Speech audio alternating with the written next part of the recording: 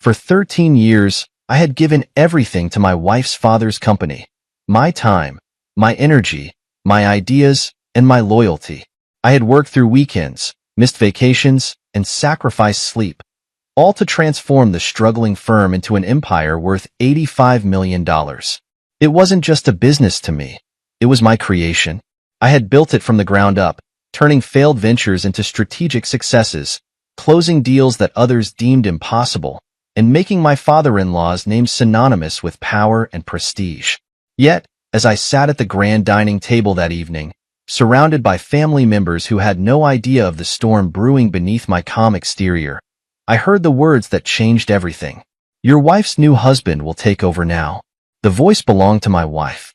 Her tone was smooth, practiced, like she had rehearsed saying it. Her father, seated at the head of the table, merely smiled in agreement, as if this was just another business decision, another shift in power that I should accept without question. My grip on the silverware tightened, but I forced my expression to remain neutral. I refused to give them the satisfaction of seeing my anger, my betrayal. The betrayal of a man who had dedicated his life to a cause, only to be cast aside like an employee whose contract had expired. I glanced around the table. The rest of the family was chatting, eating, oblivious to the significance of what had just been said. Or maybe they knew, but they had chosen to stay silent, unwilling to challenge the patriarch's decision. That was how it had always been. What he said was law.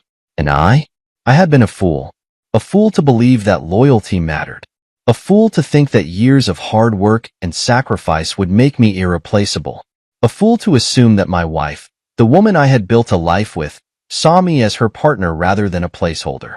Her new husband. I looked at her then, truly looked at her, and realized something I should have seen long ago. She had never fought for me, never stood up for me, never challenged her father's authority, even when his choices were unfair.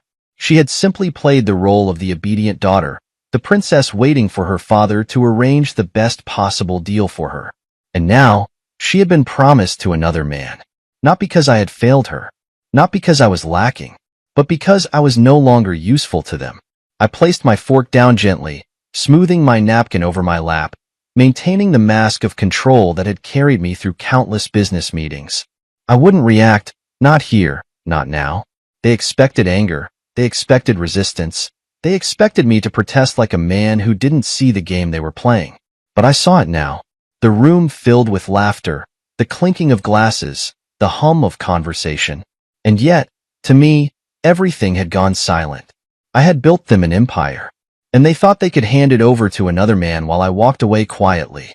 That night, I didn't sleep. I sat in the dim glow of my study, staring at the documents stacked neatly on my desk. Financial records, contracts, agreements, all the proof of what I had given to this company, to this family. They had underestimated me. They thought I was just the workhorse, the fool who had built their fortune while they held the reins. But they had forgotten something important. The horse they had ridden for 13 years had learned to run without a rider. And if they thought I would simply walk away from everything I had built, they were gravely mistaken. By 3 a.m., I sat alone in my home office, the glow of my laptop screen illuminating the determination on my face. Sleep had no place in my mind tonight. Adrenaline coursed through my veins as I combed through every document, every contract, every financial statement I had ever signed. The betrayal from earlier that evening still rang in my ears like a haunting echo. Your wife's new husband will take over now. Those words should have broken me. They should have shattered my resolve. But instead, they had ignited something far more powerful, an unwavering fire to take back what was mine. For 13 years, I had been methodical. While my father-in-law had played the respectable businessman and my wife had lived in luxury, I had been making moves, subtle, quiet, but undeniably strategic. I was not a fool. I had seen the way power shifted in this family, how loyalty was never a guarantee, how the only person I could ever truly trust was myself. And so, I had ensured that my control over the company was not just symbolic.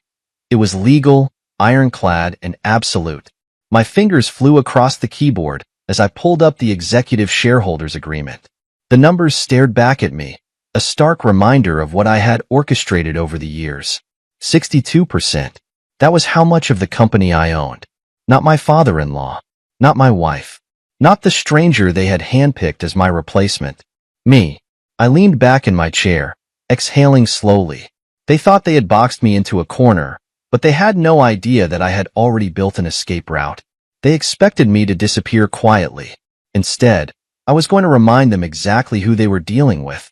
As the clock struck 8:45 a.m., I walked into the company headquarters, not as a man who had been discarded, but as a man who was about to burn their carefully laid plans to the ground. The lobby was already bustling with employees, executives, and assistants moving between meetings. Some offered me nods of respect, others glanced at me with uncertainty. The whispers had already started. Did he hear the news? Will he step down? What's he going to do? I ignored them. I wasn't here for rumors. I was here for war. Taking the elevator to the top floor, I strode into my office, my presence alone sending a wave of tension through the space. My assistant, Danielle, looked up from her desk, her face betraying none of the chaos that must have been circling through the company grapevine. She had been with me for nearly a decade, loyal, sharp, and always 2 steps ahead. Schedule a board meeting for noon, I said, setting my briefcase down. She hesitated only for a second before nodding. Understood. Anything else? Yes, I said, my voice calm. Call the legal team. I want them ready. Her gaze flickered with understanding. The fight had begun. By the time I settled into my chair, I was already anticipating their next move. My father-in-law would waste no time. He would call in his favors, push the executives to accept the transition, frame it as a necessary shift in leadership. He would use my wife's name to solidify his argument. After all, who would question a man passing his business to his daughter and her new husband? The problem was, I wasn't just a name on a piece of paper. I was the name on the contracts that mattered. At exactly 9 a.m., as if on cue, my office door swung open without so much as a knock. My father-in-law entered first, his presence as overbearing as ever, followed by my wife, her posture poised as if this was nothing more than another meeting. And then, he walked in. The so-called new husband.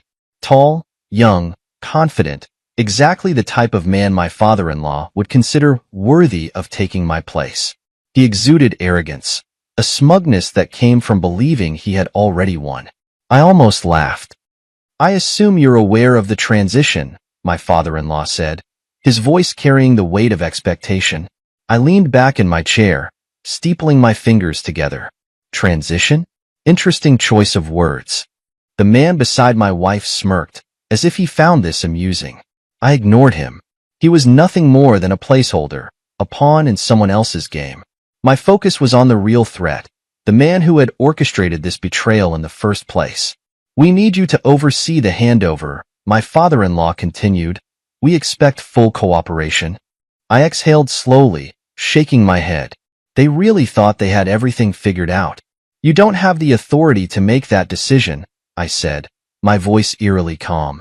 A flicker of irritation passed over his face. My wife's expression barely shifted, but the smug look on her new husband's face faltered. I reached for the remote on my desk and pressed a button. Behind me, the massive screen on the wall lit up, displaying the executive shareholders agreement. Their eyes darted to the document. Confusion set in first, then panic. This document states that any transfer of power requires approval from the majority shareholder, I said, watching as the reality of the situation dawned on them. And that would be me. Silence. Heavy. Unmistakable.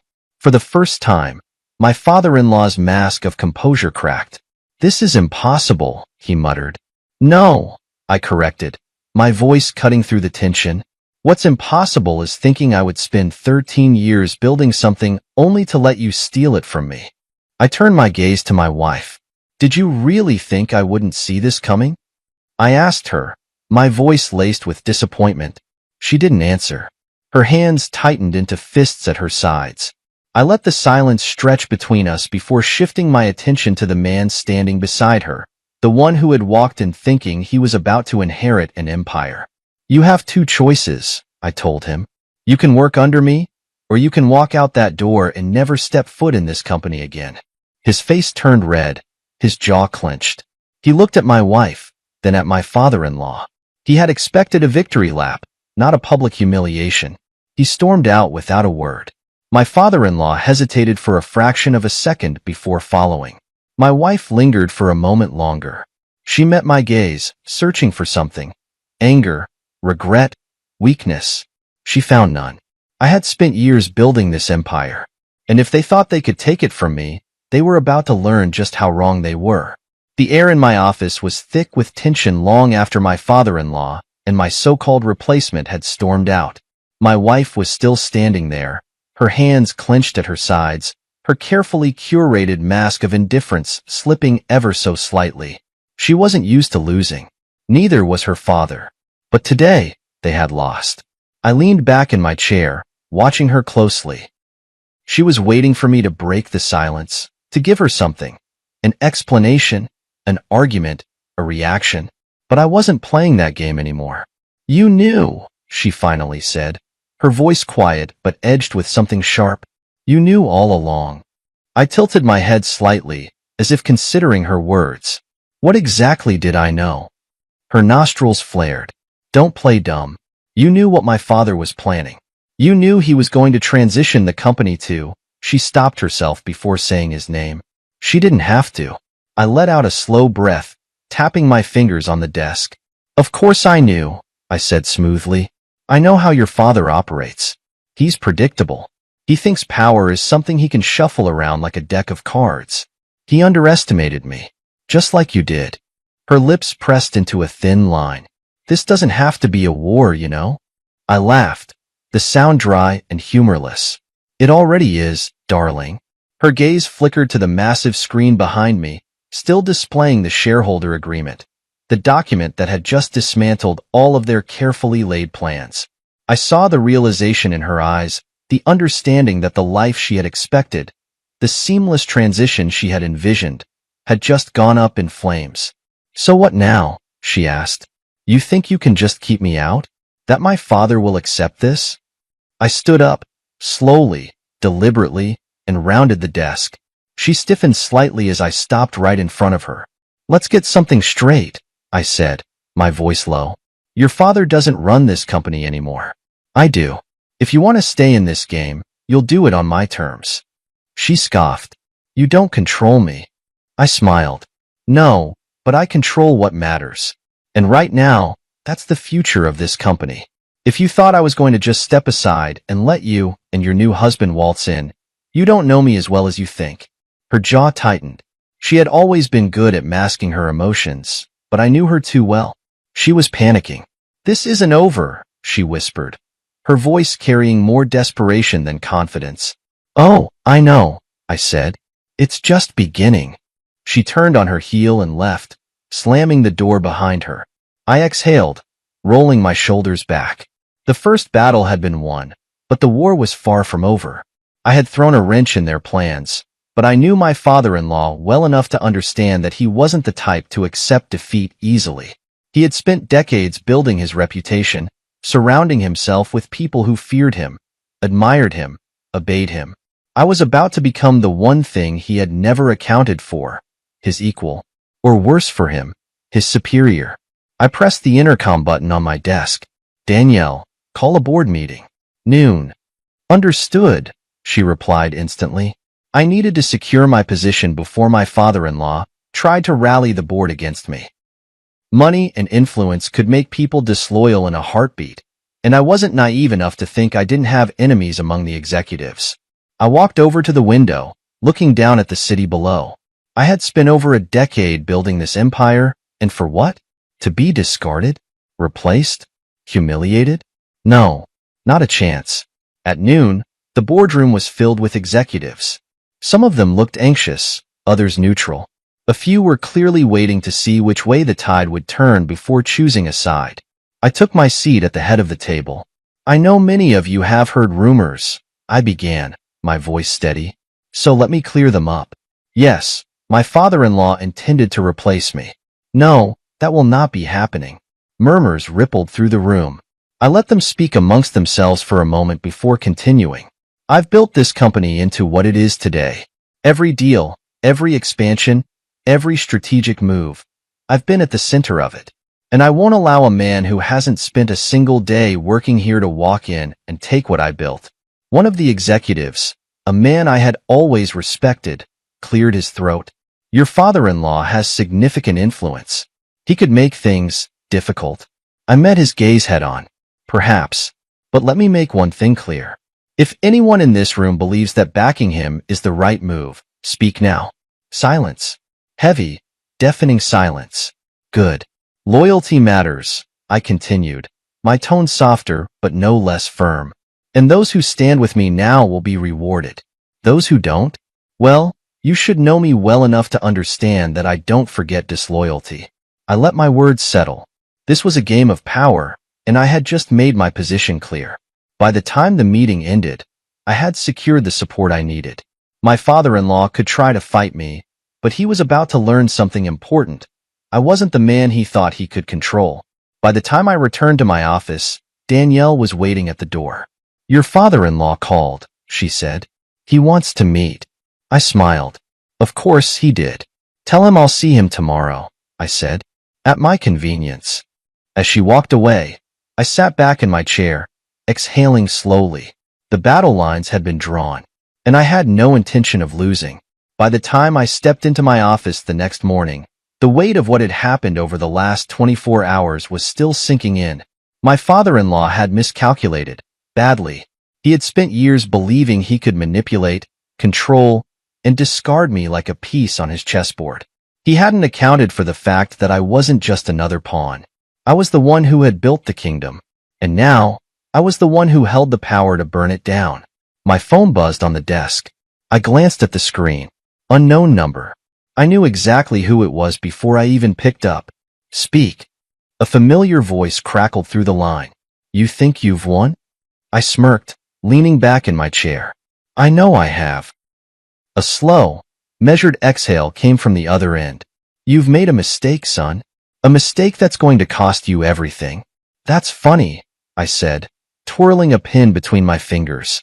Because from where I'm sitting, it looks like the only mistake was thinking you could take what's mine. Silence. I let it stretch between us, savoring the shift in dynamic.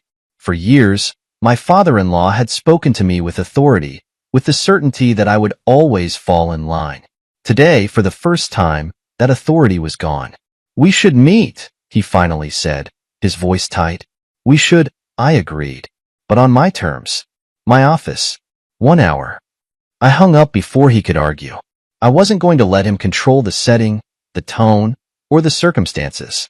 If he wanted a discussion, it would be on my turf, under my rules. The next 60 minutes passed in strategic preparation. I had Danielle pull up every document, every financial report, and every legal agreement that mattered.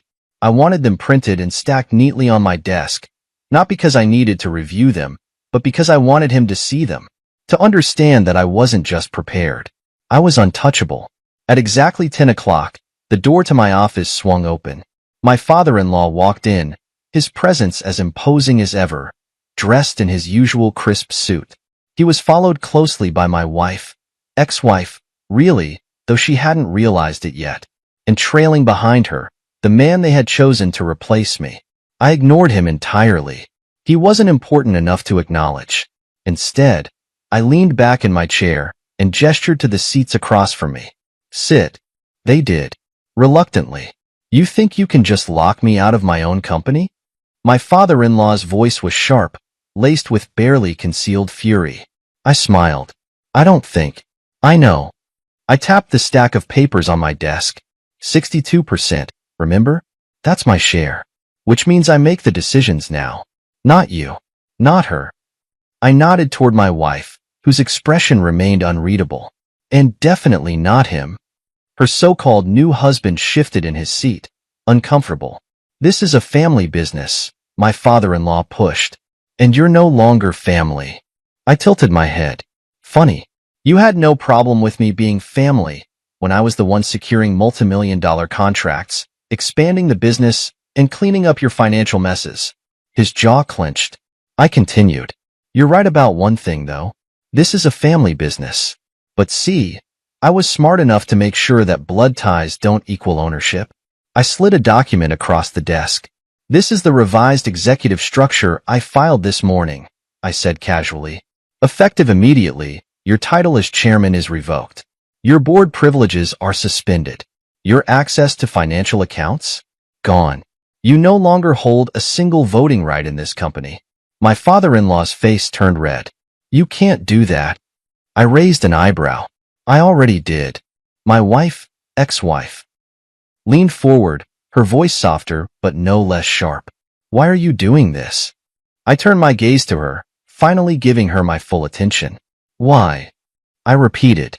You really have to ask? She didn't flinch, but I saw the flicker of uncertainty in her eyes. You stood by while your father plotted to erase me, I said, my voice steady. You let him decide that I was disposable. You sat there at dinner, smiling, while he handed my legacy to someone else like I was nothing more than an employee who had overstayed his welcome. I didn't. You did. I cut her off. And now, you get to watch as everything you thought was yours slips through your fingers. Silence. The man beside her, her new husband, was visibly uncomfortable. He had come here expecting a smooth transition, a welcoming handoff. Instead, he was sitting in the room with the man he had tried to replace, realizing just how out of his depth he truly was. I turned back to my father-in-law. You built this company, but I made it an empire. And now? Now, I own the empire. I stood up, buttoning my suit jacket. I suggest you start making peace with that.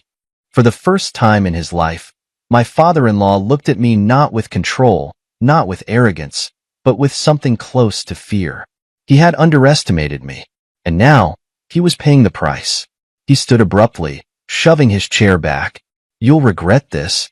I smiled. No, you will. He turned and stormed out, slamming the door behind him. My wife hesitated. For a brief moment, I saw something in her eyes. Maybe regret, maybe realization. But it didn't matter anymore. She had made her choice, and I had made mine. She turned without another word and followed her father out. I finally turned to the man who had been left behind, the one they had planned to install in my place. He swallowed hard. Look, man, I cut him off with a single glance. Get out. He scrambled to his feet and all but ran out of my office. As the door closed behind him, I exhaled slowly, letting the silence settle. The battle wasn't over yet, but today, I had one, and I wasn't done winning. The morning after the confrontation, the weight of my victory still lingered in the air, thick and undeniable. But I knew better than to celebrate too soon. My father-in-law wasn't the type to bow out quietly. No, he would retreat, regroup, and come back swinging. He had spent decades building his power, surrounding himself with men who owed him favors, men who would gladly stab me in the back if it meant securing their own positions. Which was why I had to move first. I arrived at the office earlier than usual, stepping into the sleek glass tower that bore my legacy. The employees who had once greeted me with polite smiles now looked at me with something different, hesitation, uncertainty. The whispers were growing louder. The company had become a battlefield overnight, and everyone was waiting to see which side would come out on top. Danielle was already waiting in my office when I walked in, her hands resting on a thick stack of files. She had worked with me long enough to know that I wouldn't be resting after yesterday's events. They're rallying, she said without preamble. I didn't need to ask who they were. How many? I asked, taking off my jacket and draping it over the chair. 5 board members met with your father-in-law late last night. 3 more were contacted this morning. He's offering them incentives, bonuses, future positions, anything to convince them to vote against you in the next emergency board meeting. I smirked, shaking my head. Predictable. He's desperate, I mused, taking a seat and glancing over the documents she had prepared. Desperate men can be dangerous, she warned. She was right. My father-in-law was many things, but he was never a man who accepted defeat easily. If he couldn't beat me fairly, he'd try to do it by force, by twisting the narrative, by making me look unstable or incapable, which meant I had to make my next move loud enough that no one dared challenge me again. I flipped open one of the files, scanning the contents. It was a detailed audit of the company's financials, one my father-in-law never expected anyone to see. You went digging, I said, lifting an eyebrow at Danielle. You pay me to be thorough, she responded with a shrug. I leaned back, taking my time to absorb the numbers in front of me. Hidden losses, mismanaged funds, embezzlement disguised as business expenses. My father-in-law wasn't just trying to push me out. He was trying to cover his own tracks. I exhaled slowly, tapping my fingers against the desk. How much does the board know? Nothing. He's kept it buried well. And if we release this? Danielle hesitated for a fraction of a second. It would destroy him. I nodded, my mind already working through the angles. Schedule a board meeting, I said. For when? Today. Her eyes flickered with understanding. No hesitation. No second-guessing. I'll make the calls. The battle lines had been drawn, and today, I was going to end it. By noon, the boardroom was filled with executives, each of them wearing carefully guarded expressions. They knew something was coming. My father-in-law was already seated at the far end of the table, his posture stiff, his eyes locked onto me the moment I entered. I didn't look away. I took my seat at the head of the table, allowing the silence to stretch just long enough to make them uncomfortable. I called this meeting for one reason, I said finally, my voice even, to discuss the future of this company. A few of the board members exchanged glances. My father-in-law leaned forward, his fingers interlaced. The future is already being decided, he said smoothly. The question is whether you'll accept it or fight it. I smiled, tilting my head slightly. Oh, I'm not fighting it. I'm shaping it. I reached into the folder in front of me, pulled out a thick stack of documents, and slid them across the table. These are the company's financial records, I announced, watching as the executives leaned in, specifically records of mismanaged funds, hidden debts, and unauthorized transactions. The reaction was immediate. Murmurs rippled through the room, eyes darting toward my father-in-law. This is nonsense, he snapped. Is it? I challenged, flipping to a specific page and turning the document toward him. Because this right here? This is a record of $14 million funneled into offshore accounts under your name. The room fell silent. One of the board members, a man who had always been one of my father-in-law's closest allies, cleared his throat. Is this true? My father-in-law's expression barely flickered, but I saw the tension in his shoulders. He was cornered, and he knew it. This is a private family matter, he said, his voice quieter now. No, I corrected, my tone sharp. This is a corporate matter. And as the majority shareholder, I have a duty to protect this company from corruption. More murmurs. The tide was shifting. I leaned forward, driving my point home. You wanted to take everything from me. Instead, you just handed me everything I need to take you down. A long pause. Then, finally, my father-in-law exhaled slowly, his gaze meeting mine. For the first time, he looked truly defeated. What do you want? He asked. Your resignation, I said without hesitation. Effective immediately. More silence.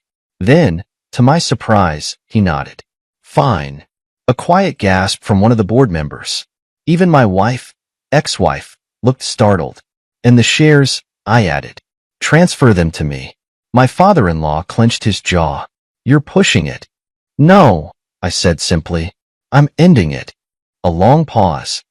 Then, finally, he sighed, pushing the documents back toward me. You really are ruthless, he muttered. I smirked. I learned from the best. And just like that, it was over. My father-in-law left the company that day. My wife didn't follow him, not immediately. She lingered, watching me, but I didn't spare her a second glance. I had one, and nothing would ever be the same again. By the next morning, the entire city knew what had happened. The headlines splashed across business news outlets were as brutal as they were satisfying. Corporate power shift, the end of an era at Hastings Enterprises. Chairman resigns amidst financial misconduct allegations. Hastings' empire crumbles, the rise of its true architect. I sat in my office, sipping my morning coffee, reading through each article with a quiet satisfaction. The war was over.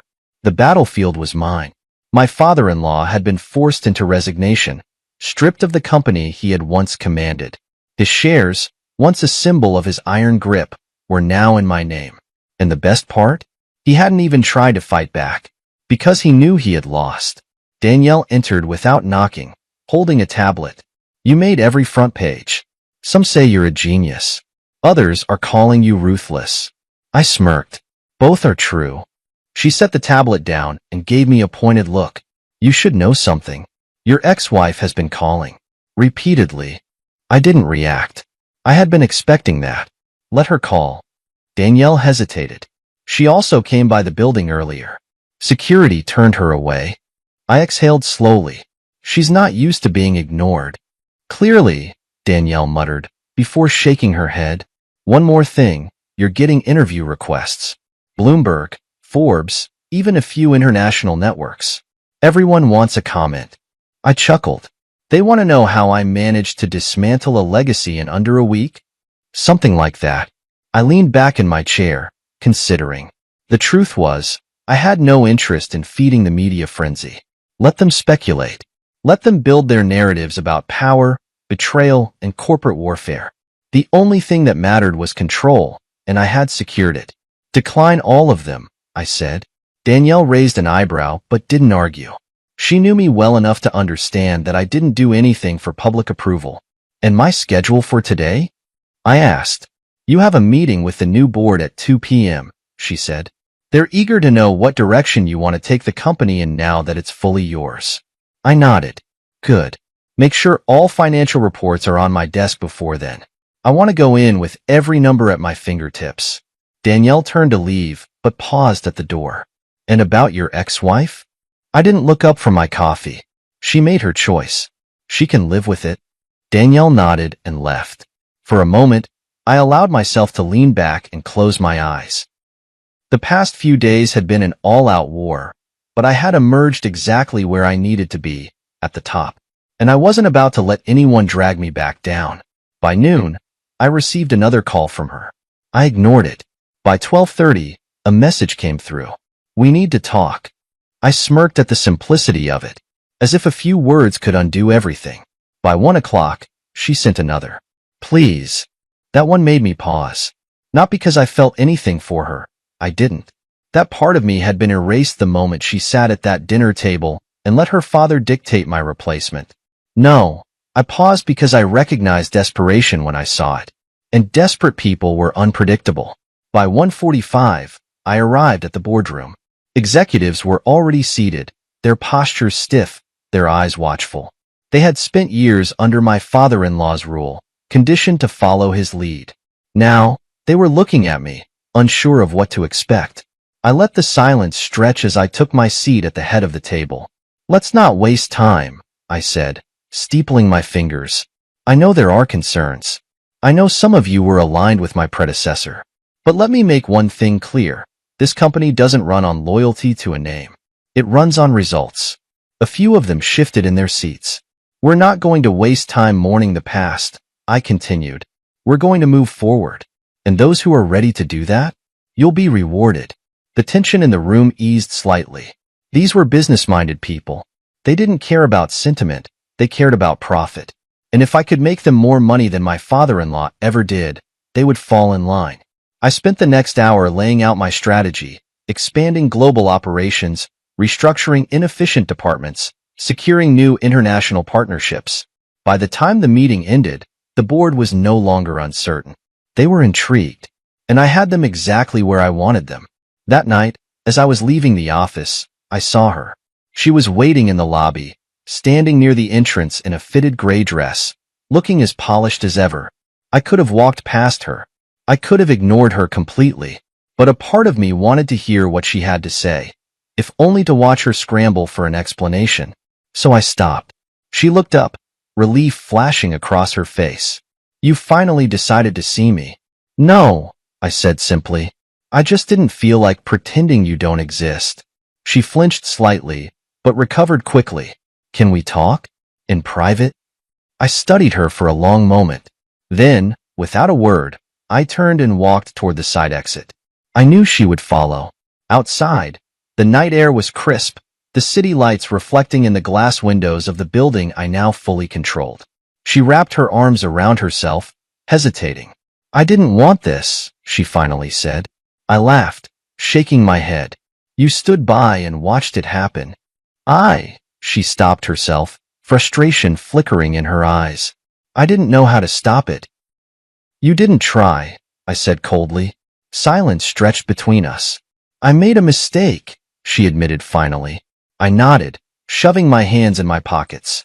Yes, you did. Her lips parted slightly, as if she had been expecting a different response. She exhaled. I just want to know if there's any way to fix this. I looked at her then, really looked at her. She had been the woman I once trusted, once believed in, and now, she was just another person who had underestimated me. No, I said, my voice even. You don't get to fix this. You don't get to rewrite the ending. Her eyes flashed with something. Anger, regret, maybe even grief. But none of it mattered. I turned and walked away. Because some things weren't meant to be salvaged. And she had made her choice. As I walked away from her, I didn't look back. There was no need. Whatever desperation she was feeling now, whatever regret had crept into her heart, it was too little, too late. She had watched me be discarded like an afterthought, had stood silent as her father tried to erase me from my own empire. And now, she wanted to fix things? There was nothing left to fix. I stepped into my car, exhaling slowly as I gripped the steering wheel. My phone vibrated in my pocket, and I already knew who it was before I even glanced at the screen. Another message from her. Please, just one conversation. I didn't bother responding. Instead, I turned off my notifications and pulled out of the parking lot. There was work to be done, a company to run, a future to secure. The past could keep calling, keep begging, but I was done answering. By the time I got home, my body was exhausted, but my mind was sharp. I poured myself a drink, stepping onto the balcony of my penthouse.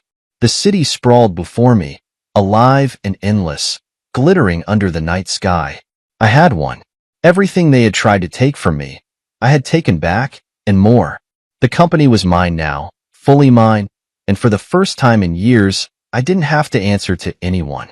No father-in-law dictating my future. No wife standing in the shadows, complicit in my downfall. So why did I feel this quiet, lingering sense of anticipation? Because I knew the game wasn't over yet.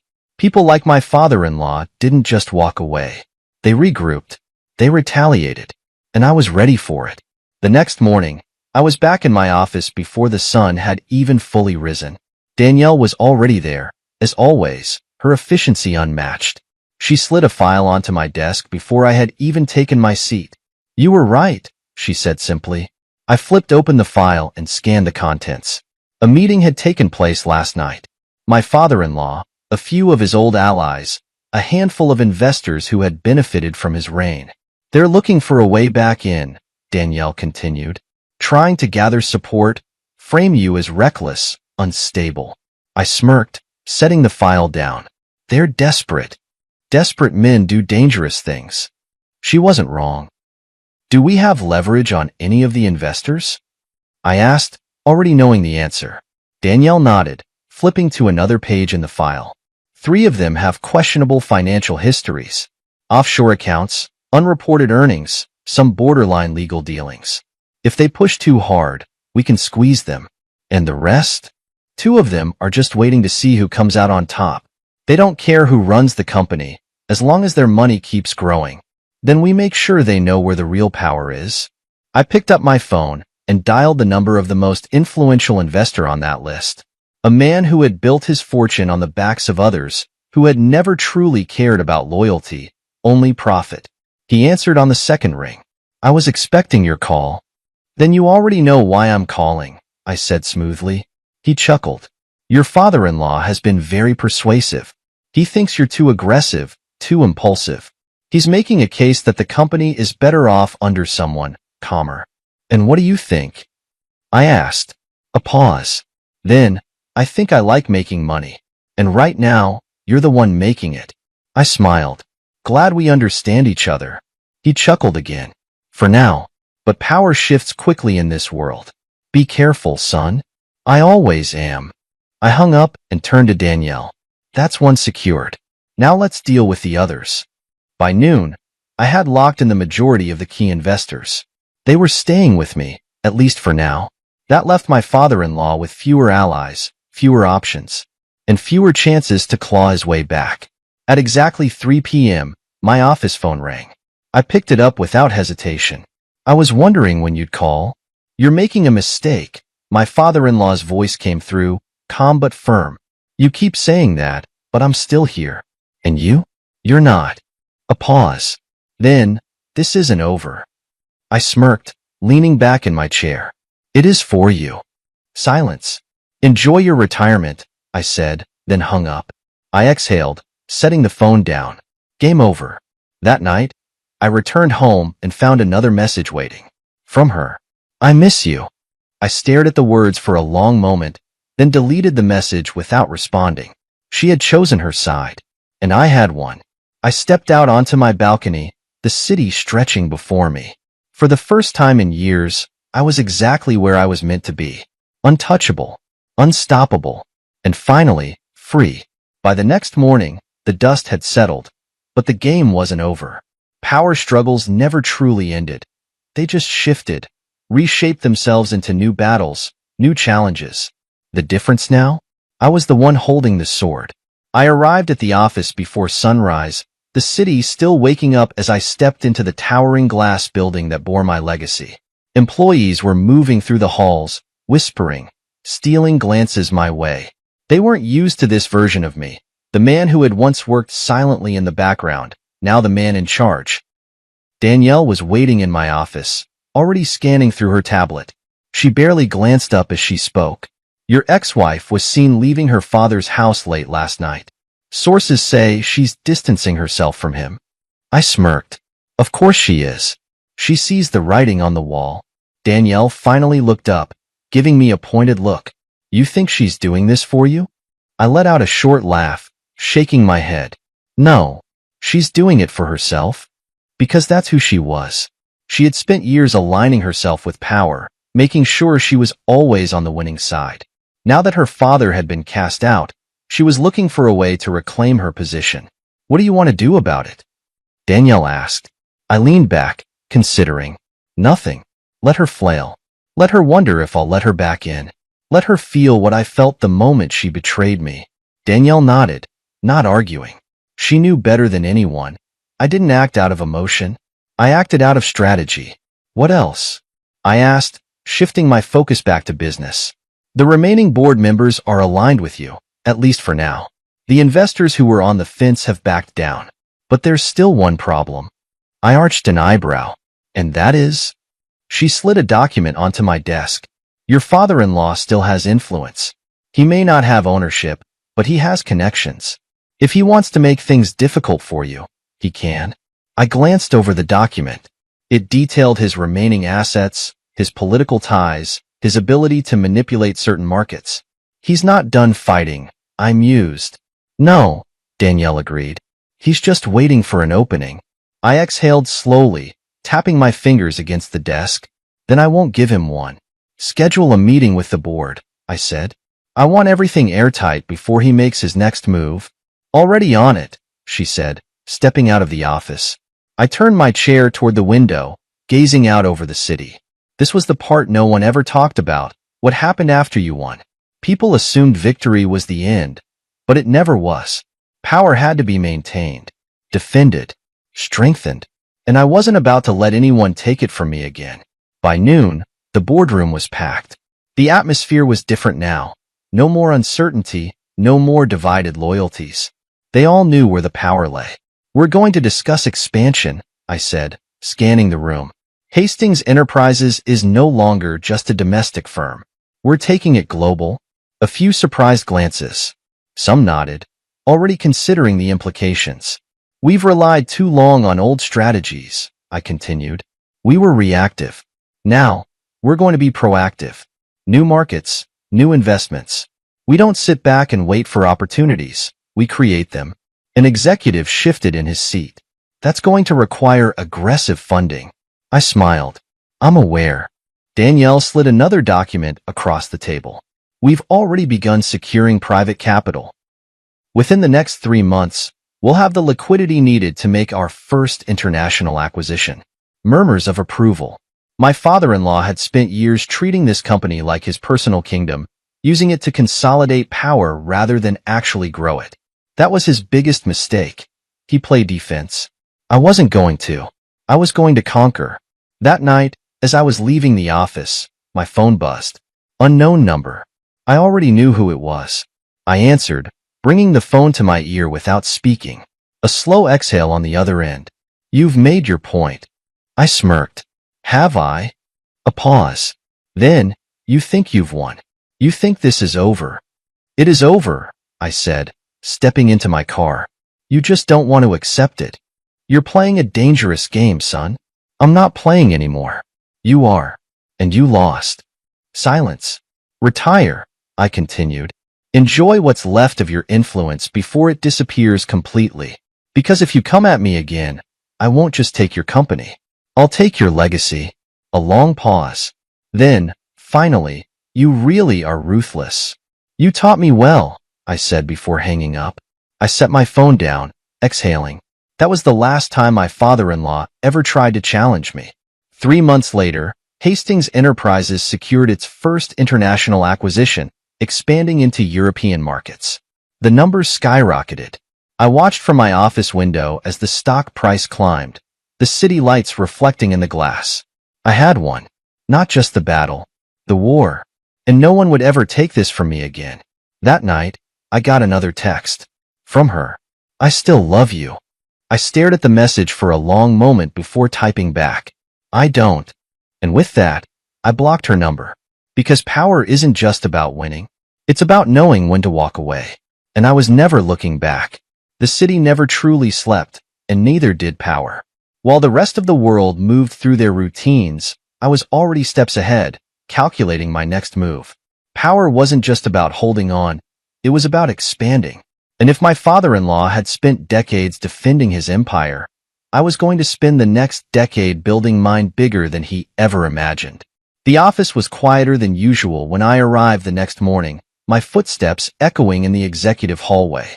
Hastings Enterprises had already begun its global expansion, and the first phase of international acquisitions was locked in. But there was still work to do. Danielle was waiting for me, as always, a fresh folder in her hands. Numbers from our latest acquisition, she said, handing it over. I flipped it open, scanning the reports. The company we had just acquired was already proving to be a gold mine. Revenue up 17% in the first quarter, with even higher projections for the next fiscal year. This is good, I said, nodding. It's more than good, she corrected. It's a statement. The market knows you're not just holding ground, you're growing. That was exactly the point. My father-in-law had spent years playing safe, keeping the company in familiar territory. But power wasn't about safety, it was about dominance. Any pushback? I asked. Not from the board, she said. But your ex-wife has been making calls. I didn't react. To who? Some of the investors. A few of the remaining executives who were loyal to her father. I exhaled slowly, tapping my fingers against my desk. She's looking for a way back in, Danielle continued, trying to leverage whatever influence she has left. And how are they responding? So far, they're ignoring her. But if she keeps pushing, someone might listen. That was the problem with people like her. They never accepted when they had lost. She had aligned herself with power her entire life, always making sure she was on the winning side. And now, for the first time, she was powerless. Let her try, I said finally. It won't change anything. Danielle hesitated. She also showed up at the building again this morning. Security turned her away. I chuckled, shaking my head. She's getting desperate, Danielle noted. Let her be, I said simply. Danielle studied me for a moment, then nodded. She didn't need to say it, but I could hear the unspoken words in her silence. This isn't over. And maybe, in her mind, it wasn't. But for me, it had been over the moment she let me be erased. By mid-afternoon, I was on a conference call with a potential partner in Dubai, discussing another major acquisition. We were expanding fast, and the world was paying attention. Your reputation precedes you, the man on the other end of the call said. The way you handled your transition of power was ruthless. I smiled slightly. Business isn't personal. Oh, but it is, he chuckled. Every move you make tells the world who you are. And right now, the world is watching. I knew that. I welcomed it. By the time the call ended, I had secured another partnership, and Hastings Enterprises was another step closer to becoming a global powerhouse. I had built an empire that no one, not my ex-wife, not her father, not their failed schemes, could take from me. And that was only the beginning. That evening, I stepped into my penthouse, the city lights stretching endlessly beyond the glass walls. A drink in my hand. My phone vibrated once more. Another message. From her. I should have ignored it. But something in me wanted to see what she had to say. I opened it. I just want to talk. One last time. I exhaled, setting my drink down. I didn't know her anything, but I wanted to see what her last move would be. So, against my better judgment, I sent a single response. Tomorrow. Noon. My office. The next day, at exactly noon, she walked into my office. She was still as polished as ever, still carried herself with the same effortless confidence. But there was something different now. A hesitation in her step, a flicker of doubt in her eyes. She took a seat across from me, crossing her legs carefully. You look good, she said after a moment. I didn't respond. I just studied her. She sighed. I don't know how to start this conversation. Then don't. Her jaw tightened slightly, but she forced a small smile. I made a mistake. You made a choice, I corrected. And it was the wrong one, she admitted. I tilted my head slightly. Didn't seem wrong when you sat across from me at that dinner table, letting your father replace me like an employee past his expiration date. She flinched at that. Good. I was stupid, she said, her voice quieter. I let my father control everything. I let him make the decisions, thinking it was what was best for me. But I see now. She swallowed. I see that I lost the one thing that actually mattered. I leaned back, watching her. And what was that? I asked, my voice unreadable. She hesitated. You. I laughed. I didn't even mean to.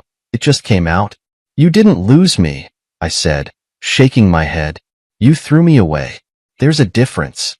Her eyes flickered with emotion. Do you really hate me that much? I exhaled slowly. No, I don't hate you. I just don't care anymore. She stared at me for a long moment, and I saw the realization dawn in her eyes. This wasn't a game she could win. Not this time.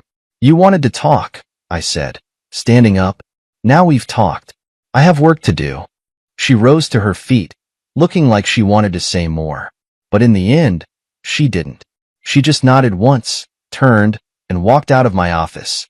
And this time, I knew she wouldn't come back. As the door shut behind her, I exhaled. Not because I felt relief. Not because I felt anger. Because, for the first time in a long time, I felt absolutely nothing. And that meant I had truly won. The door clicked shut behind her, and for the first time since this war began, I felt nothing. No rage, no regret, no satisfaction. Just a cold, quiet finality. It was over. She had walked out of my life the moment she let her father erase me. And today, I had returned the favor.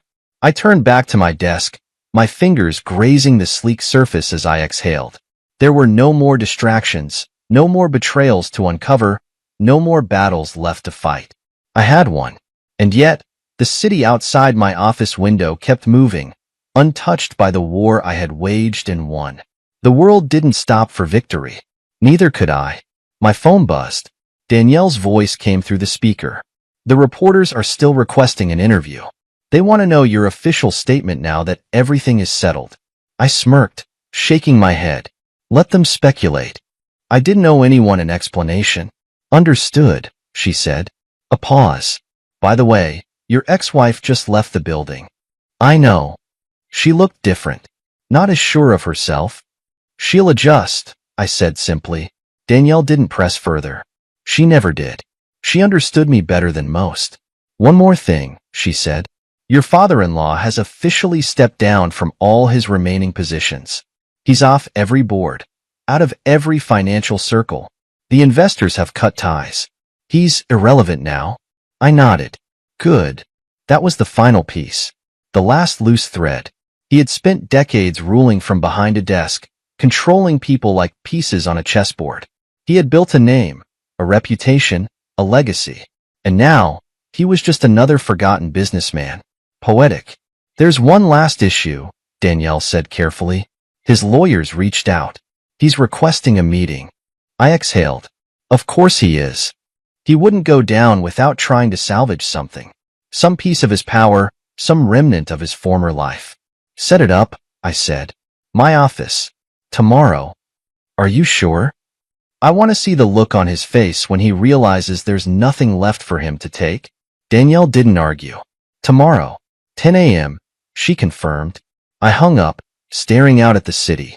Tomorrow, I would bury the past for good. The final meeting. At exactly 10 a.m., my office door swung open. My father-in-law walked in, but he wasn't the same man he had been months ago. Gone was the confidence, the arrogance, the quiet certainty that he was always in control. He looked old, small, defeated. He took a seat without waiting for permission, but there was no power in the gesture. I won't waste time, he said, his voice rougher than before. I know what you think of me. I know you believe this is over. I didn't respond. I just watched him. But you don't understand something, he continued, leaning forward slightly. Power never truly disappears. It shifts. Today, you have it. But tomorrow? It could be someone else. I smiled slightly. Is that a warning? It's a lesson, he said. One I had to learn the hard way. One day, someone younger, smarter, and hungrier than you will come for what you built. And if you're not careful, you'll be sitting in this chair, having this conversation. I studied him. He wasn't wrong.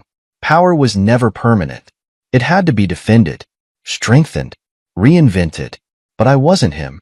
I hadn't built my empire on family loyalty or empty favors.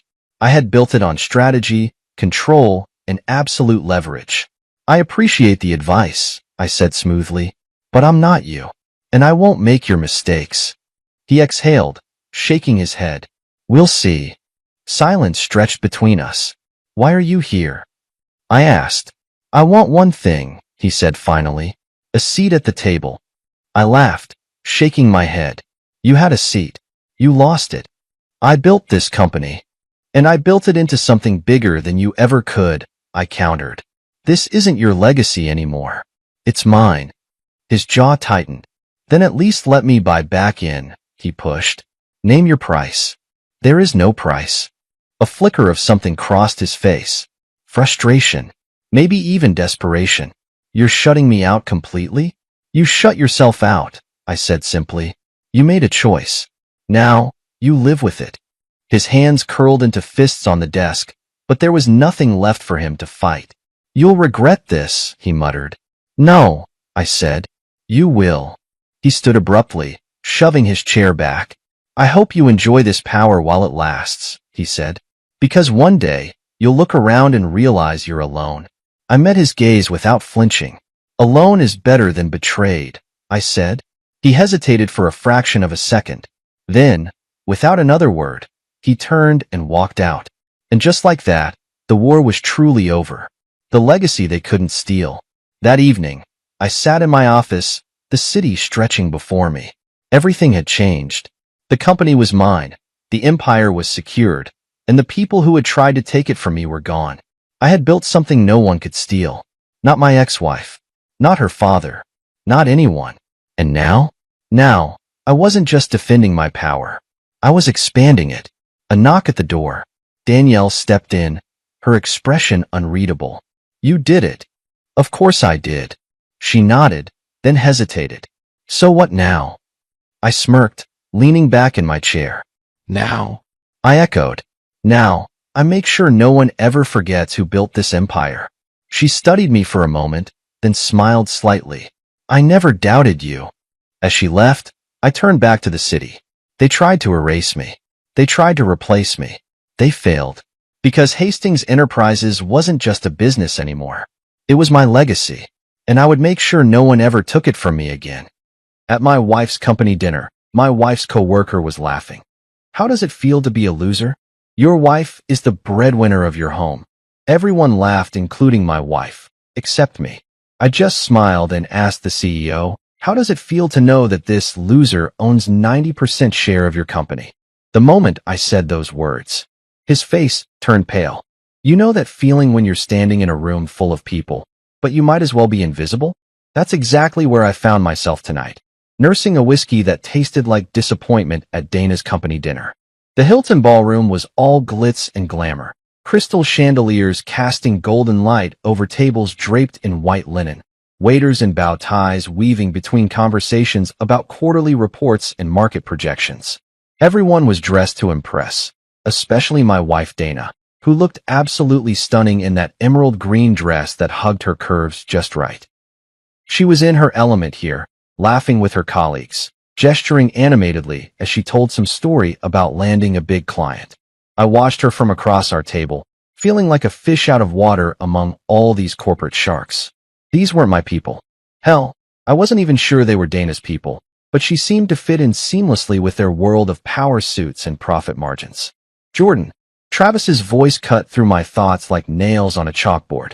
Travis Miller, Dana's co-worker and the biggest pain in my ass at these events. The guy was all teeth and hair gel, the kind of dude who probably practiced his smile in the mirror every morning. He was holding his champagne glass high, swaying slightly from whatever he'd been drinking before dinner. "Come on over here, buddy." I forced a smile and walked over to where he was standing with a small crowd of Dana's colleagues. Arthur Granger, the CEO, was there looking distinguished in his expensive suit, along with a few other executives whose names I'd forgotten about 5 minutes after being introduced. Dana appeared at my side, slipping her arm through mine with that practiced corporate wife smile she'd perfected over the years. "So, Jordan," Travis continued, his voice getting louder as more people turned to listen. "What's it like being married to our rising star here?" He gestured toward Dana with his glass, spilling a little champagne on the white tablecloth. "Must be nice having a sugar mama, huh?" A few people chuckled, but I kept my expression neutral. This wasn't the first time Travis had taken shots at me, and it probably wouldn't be the last. The guy had some weird complex about successful women, especially when their husbands weren't climbing the corporate ladder right beside them. "I mean, seriously though," Travis pressed on, clearly enjoying himself now that he had an audience. "What do you even do all day while Dana's out here crushing it in the business world? Play video games. Watch Netflix." More laughter rippled through the group. I felt Dana's grip tighten on my arm, but when I glanced at her, she wasn't looking at me with concern or anger on my behalf. She was smiling that same practice smile, like this was all just harmless fun between friends. "Travis," Arthur interjected with a diplomatic chuckle, "maybe we should." No, it's fine." Travis waved him off, his voice rising even higher. "I'm genuinely curious. I mean, Jordan seems like a nice enough guy, but let's be real here." He turned to face me directly, his eyes glassy from the alcohol. "What's it like being a loser? Must be strange having your wife pay all the bills, right?" The words hit me like a slap across the face. The entire table went quiet for a heartbeat, then erupted in laughter. Even some people from neighboring tables turned to see what was so funny. And there, right next to me, was Dana, laughing along with the rest of them. Not uncomfortably, not apologetically, but genuinely amused by her colleague's assessment of her husband. Something cold settled in my chest as I watched her laugh. After 15 years of marriage, after everything we'd been through together, she was laughing at me being called a loser. In front of all these people who barely knew me, who had no idea what I'd sacrificed or what I'd built before I decided to step back from the spotlight. I stood there for a moment, letting the laughter wash over me, feeling smaller and smaller with each passing second. Then something shifted inside me. Maybe it was the whiskey, maybe it was years of biting my tongue at these events, or maybe I was just tired of being treated like Dana's accessory instead of her equal. I smiled, not the forced smile I'd been wearing all evening, but a genuine one that probably looked a little scary given the circumstances. The laughter started to die down as people noticed my expression. "You know what, Travis?" I said, my voice calm and steady. "You're absolutely right. It must seem pretty strange from where you're sitting." I turned to Arthur Granger, who was looking increasingly uncomfortable as he sensed the shift in the room's energy. "Arthur," I continued, still smiling that same unsettling smile. How does it feel to know that this loser owns 90% of your company? The silence that followed was so complete you could have heard a pin drop in that massive ballroom. Arthur's face went white as a sheet, his champagne glass frozen halfway to his lips. Dana's arm fell away from mine as she stared at me with her mouth slightly open, confusion and disbelief written all over her face. Travis, meanwhile, looked like someone had just told him Santa Claus wasn't real. His stupid grin melted away as he tried to process what I'd just said. "What?" Dana whispered, her voice barely audible over the sudden tension. I looked around the table at all these people who had been laughing just seconds ago, enjoying my humiliation, treating me like some kind of joke. Now they were all staring at me like I'd just revealed I was an alien from another planet. Did I stutter? I asked, my voice still perfectly calm. Orion Systems. Remember that little tech startup that merged with Nextra 5 years ago? The one that basically saved this company from bankruptcy. I paused, watching realization dawn on Arthur's face. Yeah, that was mine. Still is, actually. Dana's wine glass slipped from her fingers and shattered on the floor, red wine spreading across the white tablecloth like blood. The sound seemed to break whatever spell had fallen over the room, and suddenly everyone was talking at once.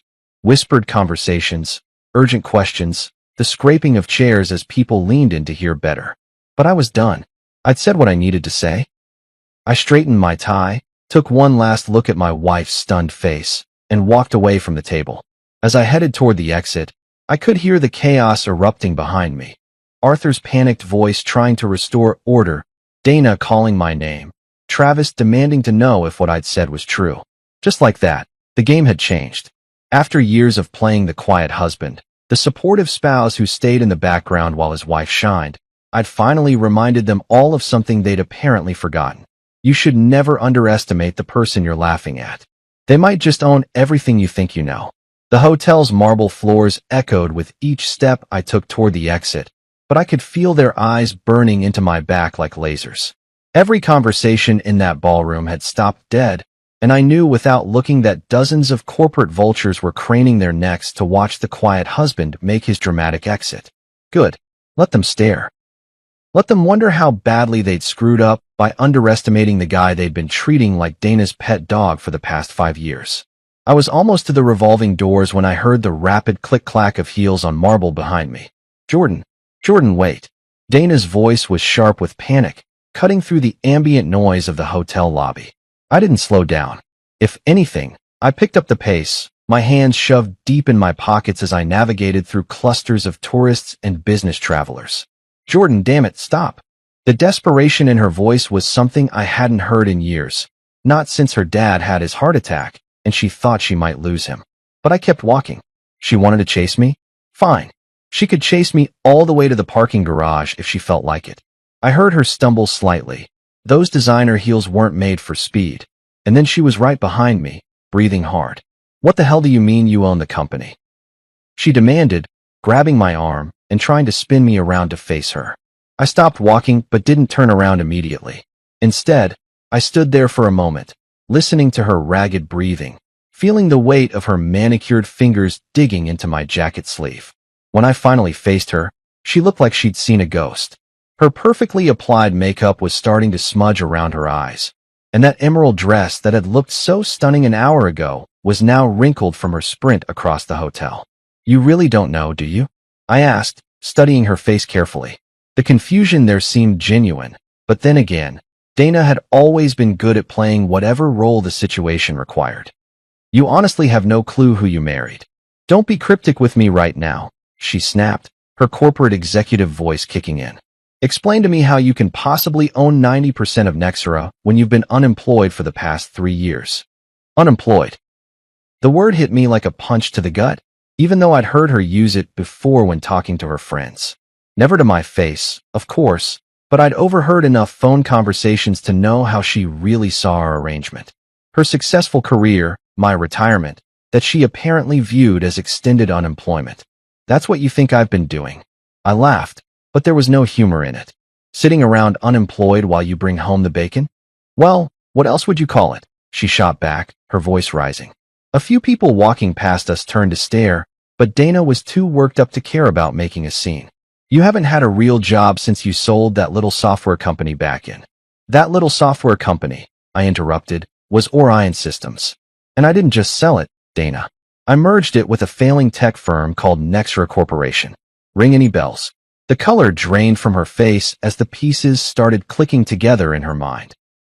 I could practically see the gears turning as she remembered conversations from years ago, back when she was just a junior analyst and I was still actively involved in the business world. That's impossible, she whispered, but I could tell she was starting to remember. Orion Systems that was a major player. The merger saved Nexra from bankruptcy. It was worth millions. Try hundreds of millions, I corrected. And it wasn't worth that much, it is worth that much. Present tense, Dana. Because I never sold my shares.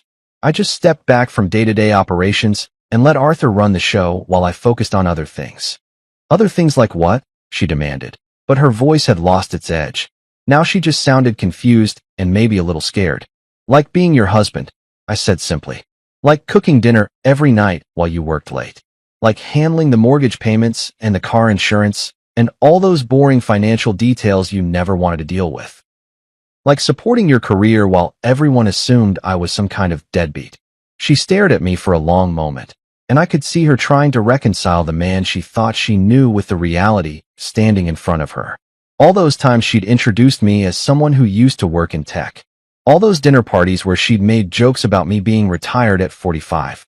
All those corporate events where colleagues like Travis felt comfortable mocking me because she'd never bothered to set the record straight. Why didn't you ever say anything? She asked finally.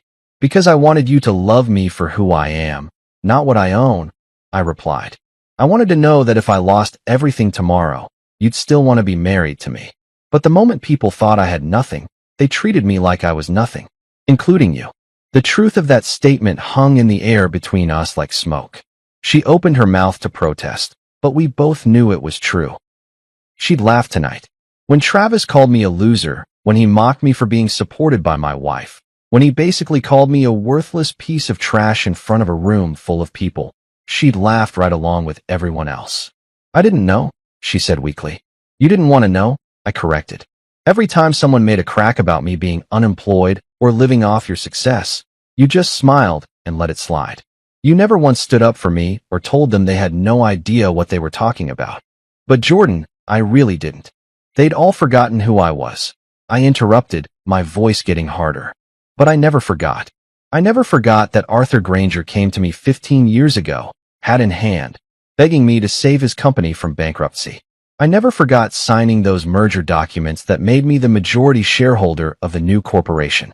I never forgot that every paycheck you've ever gotten from Nexra was technically coming from me. Her legs seemed to give out a little, and she grabbed onto a nearby pillar for support. This is insane. You're telling me that all this time, while I've been working my way up the corporate ladder, fighting for promotions and respect, you've been working for your husband, I finished. Yeah, ironic, isn't it? I could see the implications hitting her like a freight train. Every meeting she'd attended, every decision she'd helped make, every time she'd felt proud of her independence and success, all of it had been under the umbrella of a company I controlled. Her colleagues, her career, her entire professional identity was built on a foundation I'd laid years before she even knew my name. So what happens now? She asked, her voice barely above a whisper. I looked at her standing there in that expensive dress, looking smaller and more vulnerable than I'd seen her in years. Part of me wanted to comfort her, to tell her everything would be okay, to go back to the way things were. But a bigger part of me, the part that had been humiliated and dismissed and laughed at, wasn't ready to forgive and forget. Now, I said, straightening my tie, now I stop being the invisible man. I stop letting people think I'm some kind of joke.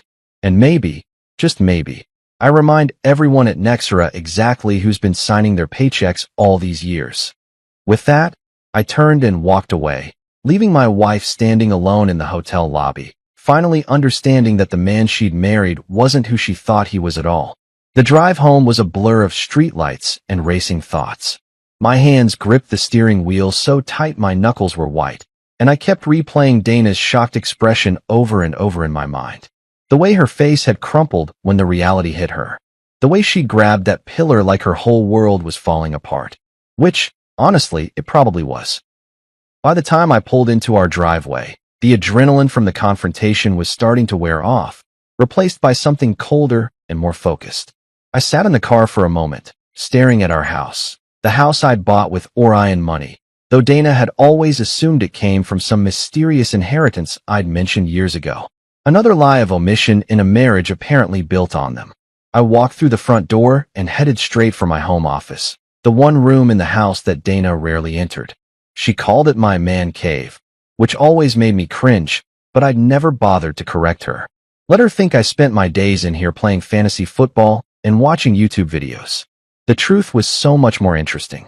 My office looked ordinary enough from the outside. Desk, computer, a few framed photos, some bookshelves lined with tech manuals and business journals. But the real treasure was hidden behind a false panel I'd had installed in the built-in bookshelf. I pressed the hidden latch, and the panel swung open to reveal a fireproof safe that contained the most important documents of my life. I pulled out the thick manila folder labeled Nexera Holdings and spread its contents across my desk like a card player revealing a royal flush. Every piece of paper told the same story, but seeing them all together again after so many years still gave me a rush. These weren't just contracts and agreements. They were proof that Jordan Rivers, the guy everyone thought was living off his wife's success, was actually the puppet master pulling all the strings. The original merger documents were yellowed around the edges now, but Arthur Granger's signature was still bold and black at the bottom of every page. I remembered that day 15 years ago when he'd sat in this very office, sweating through his expensive suit as he begged me to save his failing company. Back then, Nexera was hemorrhaging money, losing clients left and right, and about 6 months away from total collapse. Arthur had heard through the grapevine that I was looking to expand Orion Systems, and he'd come crawling to me with an offer that was basically corporate surrender. "Just name your terms," he'd said, his voice shaking slightly. "We need this merger to work, or we're finished." I'd been generous, maybe too generous. Instead of crushing Nexera completely and absorbing their assets, I'd structured the deal to keep their brand alive while giving me controlling interest. 90% ownership, to be exact, with full voting rights and veto power over any major decisions. Arthur kept his CEO title and a nice salary, and his employees kept their jobs. Everyone won, especially me. But the real genius of the arrangement was the blind trust I'd insisted on. All my shares would be held by a private investment firm, with my identity protected from public disclosure. As far as most people knew, Nexera had been saved by some mysterious corporate investor who preferred to remain anonymous. Only Arthur and a handful of lawyers knew the truth, and they were all bound by ironclad non-disclosure agreements. I picked up the trust documents and scanned through the legalese until I found the clause I was looking for. There it was, in black and white. The beneficial owner retains the right to assume direct control of all holdings upon written notice to the trustee and board of directors. In plain English, I could step out from behind the curtain any time I wanted and take control of the company. The question was, did I want to? For the past 5 years, I'd been perfectly content to let Arthur run the day-to-day operations while I collected my dividends and enjoyed my quiet retirement. The money had always been more than enough.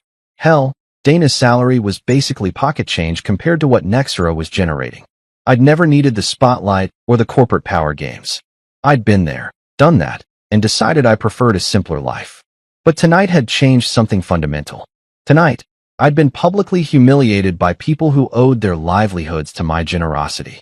Travis Miller, that smug bastard, had called me a loser while cashing checks from a company I owned. Dana had laughed at jokes about her unemployed husband while building her career on the foundation I'd provided. Even Arthur, who knew damn well who I was, had just stood there and let it happen. I pulled out my phone and scrolled through my contacts until I found Marcus Trent's number. Marcus had been my lawyer since the early days of Orion Systems, and he was one of the few people who knew all my secrets. It was almost midnight, but Marcus was a night owl who often worked late on complex corporate deals. He answered on the second ring. "Jordan, this is late, even for you. Everything okay? I need you to prepare some documents," I said, getting straight to the point. "I want to request a full financial audit of Nexera's executive compensation packages, corporate credit card usage, and any potential conflicts of interest among the leadership team." There was a long pause on the other end of the line. Jordan, what's going on? You haven't shown any interest in Nextra's operations for years. Let's just say I've had a wake-up call, I replied. Also, I want to schedule a meeting with the board of directors. It's time they met their largest shareholder face to face. Are you sure about this? Once you step out from behind the blind trust, there's no going back. Your anonymity will be gone forever. I looked around my office at all the evidence of my hidden empire. Financial statements showing profits that would make Dana's head spin. Email correspondence with CEOs of Fortune 500 companies who still considered me a major player in the tech world. Stock portfolios that had been quietly growing for years while everyone assumed I was some kind of house husband. Marcus, I said, I've been invisible for too long. It's time to remind people who they're dealing with. All right, he said, and I could hear him already reaching for his legal pad. I'll have the audit request ready by morning, and I'll reach out to the board to schedule an emergency meeting. But Jordan, whatever happened tonight, just make sure you're doing this for the right reasons. Don't worry about my reasons, I said. Just worry about making sure everything is bulletproof legally. Because if I'm going to do this, I'm going to do it right. After I hung up, I sat back in my chair and stared at the documents spread across my desk. Tomorrow, the corporate world that had forgotten about Jordan Rivers was about to get a very rude awakening. And Dana? She was about to learn that the man she'd been taking for granted was actually the most powerful person in her professional life. I carefully placed all the documents back in the safe and locked it away. But this time, I knew it wouldn't be long before I'd need them again. I woke up the next morning to the sound of Dana's heels clicking around upstairs, her usual pre-work routine in full swing. Coffee brewing, news playing on the kitchen TV, the familiar symphony of a corporate executive getting ready to conquer another day. Except today wasn't going to be like any other day, and she had no clue what was coming. I stayed in bed for a few extra minutes, listening to her move around the house.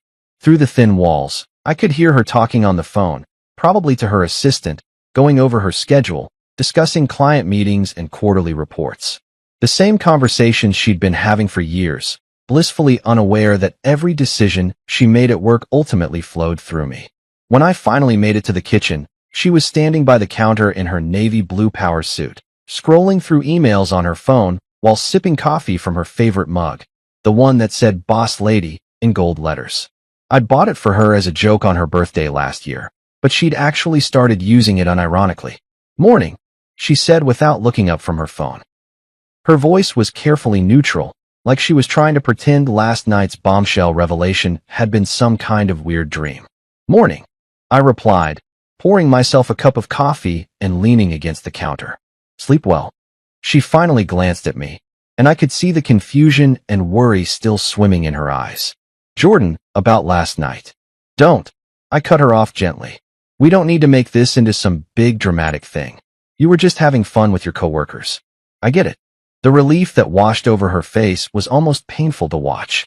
She actually thought I was going to let it slide, go back to being the quiet husband who smiled and nodded while her colleagues treated me like furniture. They were just joking around, she said, the words coming out in a rush. You know how Travis gets when he's been drinking. He doesn't mean anything by it. Of course not, I agreed, taking a sip of my coffee. He was just being Travis. No harm, no foul, right? Exactly. She looked so relieved she might have hugged me if she wasn't worried about wrinkling her suit.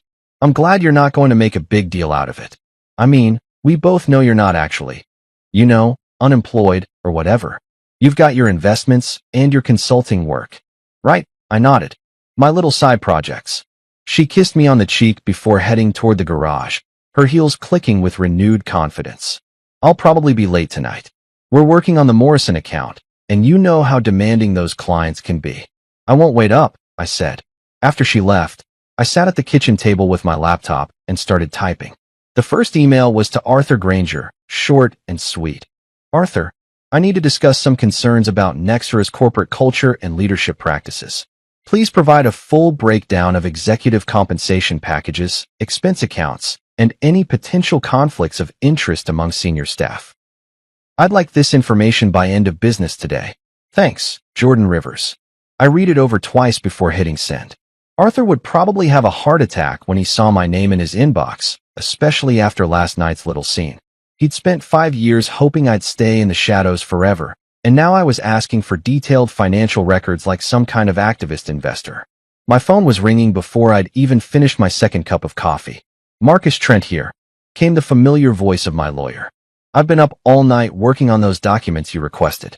Are you absolutely sure you want to go through with this?" "More sure than I've been about anything in years," I replied. "What V you got for me?" "Well, the audit request is ironclad. As majority shareholder, you have every right to examine the company's financial practices. I've also drafted a formal notice to the board requesting an emergency meeting." "But Jordan, once I send these documents, there's no putting the genie back in the bottle. Everyone's going to know who you are." "Good," I said. "I'm tired of being anonymous." "There's something else," Marcus continued, and I could hear papers rustling in the background. "I did some preliminary research on Nexra's recent activities, and there are some red flags. That Travis Miller you mentioned? He's been steering contracts toward a construction company owned by his cousin. Nothing technically illegal, but definitely ethically questionable." "Interesting," I said, though I wasn't really surprised. Guys like Travis always had some kind of angle, some way to game the system for personal benefit. "There's more. Several executives have been using corporate credit cards for personal expenses, fancy dinners, golf trips, even some questionable client entertainment that looks more like family vacations. Arthur's been pretty loose with oversight." I felt a cold smile spreading across my face. Arthur had gotten comfortable, maybe too comfortable. He'd probably figured that his mysterious investor would never bother to look under the hood, never question how the company was being run as long as the profits kept flowing. "Send everything," I told Marcus. "The audit request, the board meeting notice, all of it. It's time to shake things up." "You got it. But Jordan, just remember, you're about to go from being the man behind the curtain to center stage. That's a big change, and it's going to affect more than just your professional life." After hanging up with Marcus, I spent the rest of the morning researching Nexra's current operations. What I found wasn't pretty. Arthur had let standards slide, allowed a toxic culture to develop, and turned a blind eye to questionable practices as long as the bottom line looked good. The company I'd saved 15 years ago had become exactly the kind of corporate cesspool I'd always despised. By noon, I was ready to make my move. I opened my laptop and started typing another email, this one to Margaret Wu, Nexra's VP of Engineering. Margaret was one of the few people at that company who I actually respected, brilliant, hardworking, and completely overlooked by the boys' club that ran the executive floor. "Margaret," I wrote, "you don't know me personally, but I've been following your work at Nexra for some time. I think you're exactly the kind of leader the company needs. We should talk soon.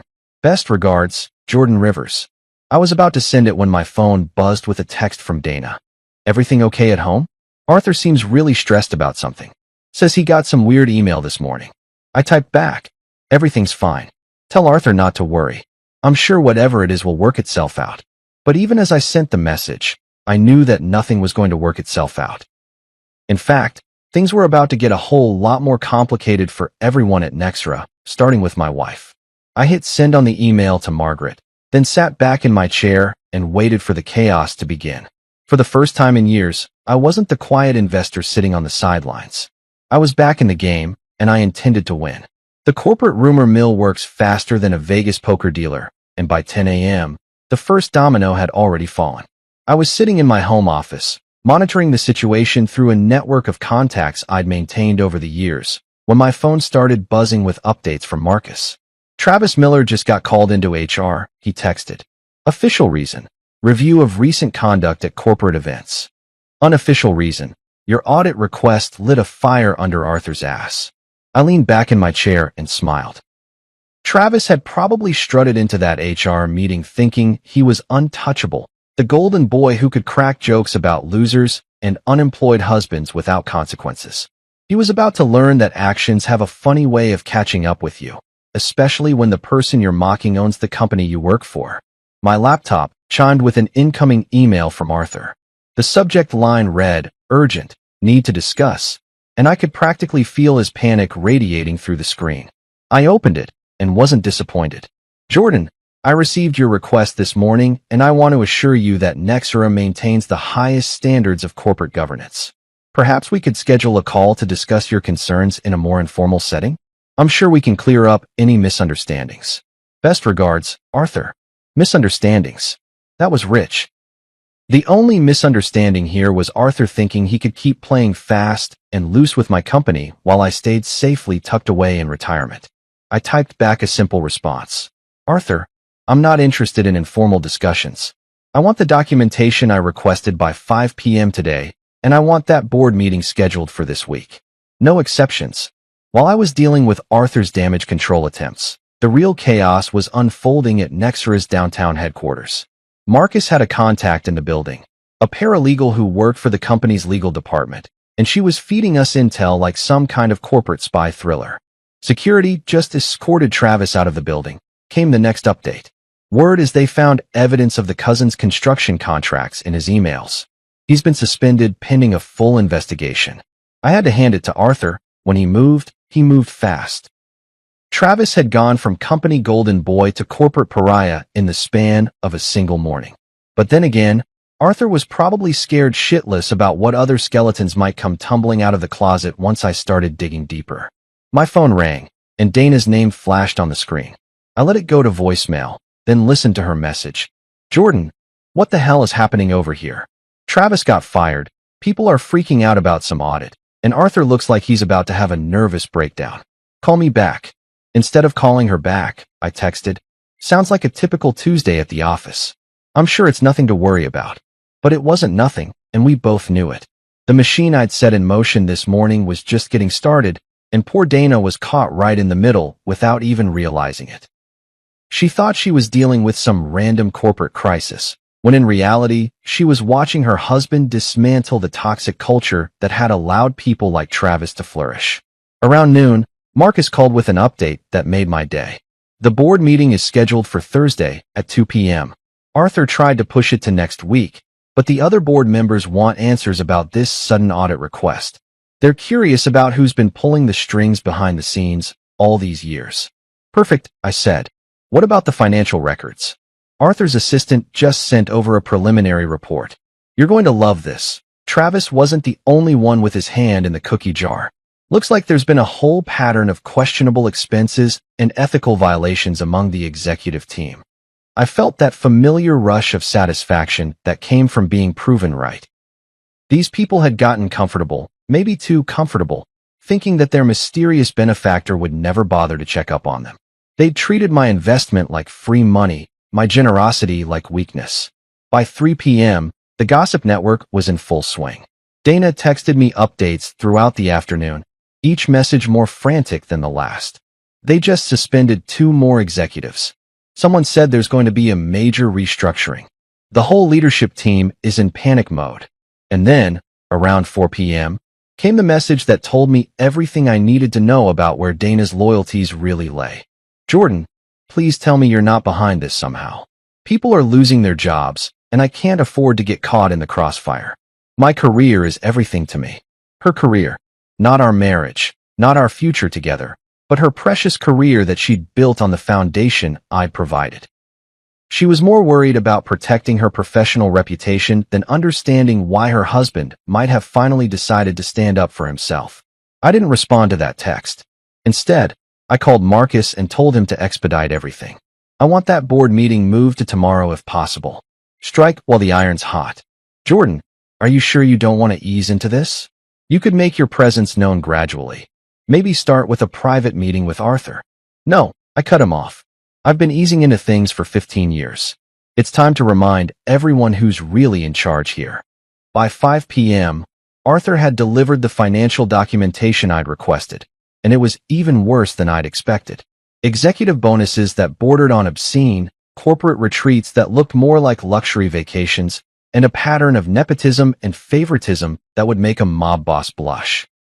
These people had been treating Nexera like their personal piggy bank, while I sat quietly in the background, content to let them play with my money.